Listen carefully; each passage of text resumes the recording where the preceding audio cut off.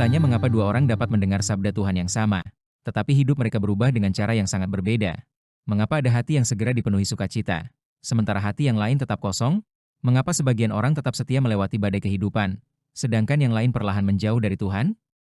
Mungkin jawabannya bukan terletak pada benih yang ditaburkan, melainkan pada tanah tempat benih itu jatuh.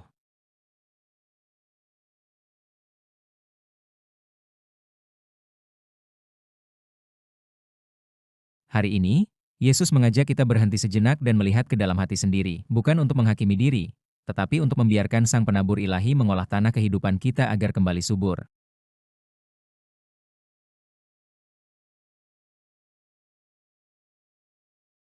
Karena itu, dengarlah arti perumpamaan penabur itu.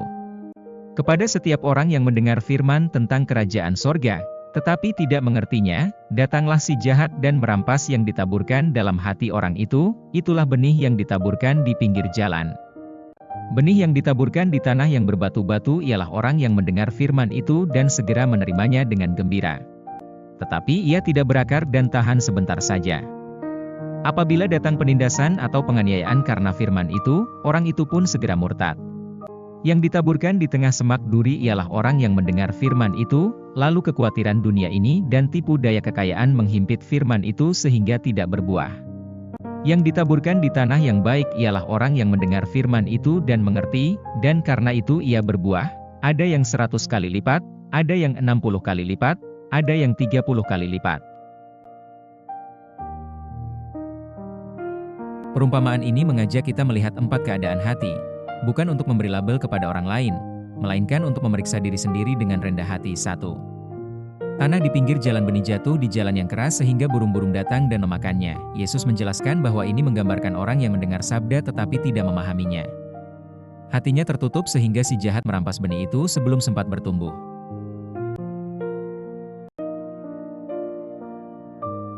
Hati dapat menjadi keras bukan hanya karena dosa besar. Kesibukan tanpa henti, luka batin yang tidak disembuhkan, kepahitan, kesombongan, atau kebiasaan mendengar sabda tanpa sungguh-sungguh merenungkannya perlahan dapat mengeraskan tanah hati. Tuhan tidak berhenti berbicara. Namun hati yang tertutup sulit mengenali suaranya. 2. Tanah berbatu benih segera tumbuh karena tanahnya tipis, namun ketika matahari terik, tanaman itu layu karena tidak berakar. Yesus menggambarkan mereka yang menerima sabda dengan sukacita, tetapi tidak memiliki akar yang dalam. Ketika datang penderitaan, penolakan, atau penganiayaan karena iman, mereka kehilangan keberanian. Iman bukanlah sekadar perasaan yang menyenangkan. Dalam kehidupan Kristiani, sukacita memang merupakan anugerah, tetapi akar iman tumbuh melalui doa yang setia, sakramen, pertobatan, kesabaran, dan kesetiaan dalam masa-masa kering. Akar yang dalam tidak terbentuk dalam satu hari. Ia bertumbuh sedikit demi sedikit bersama Kristus. 3. Tanah berduri benih bertumbuh, tetapi akhirnya dihimpit oleh semak berduri. Yesus menjelaskan bahwa duri melambangkan kekhawatiran dunia dan tipu daya kekayaan yang mencekik sabda. Yang menarik, tanaman itu sebenarnya hidup, namun ia tidak pernah menghasilkan buah. Betapa mudahnya hati dipenuhi berbagai suara, target pekerjaan, media sosial. Keinginan untuk selalu diakui, kecemasan tentang masa depan, keinginan memiliki lebih banyak. Tidak semua hal itu buruk. Namun ketika semuanya memenuhi hati, ruang bagi Allah menjadi semakin sempit. Perlahan-lahan, sabda tidak lagi menjadi pusat hidup. 4. Tanah yang baik akhirnya benih jatuh di tanah yang subur. Benih itu menghasilkan buah 30, 60, bahkan 100 kali lipat.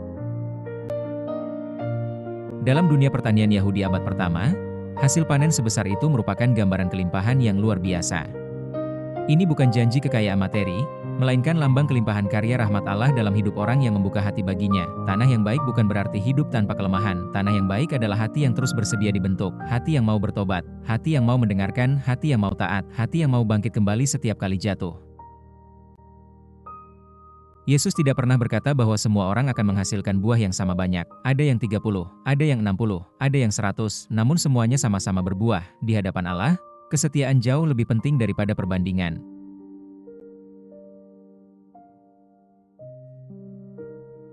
Tuhan tidak mencari hati yang sempurna. Ia mencari hati yang bersedia menerima sabdanya dan membiarkannya berbuah.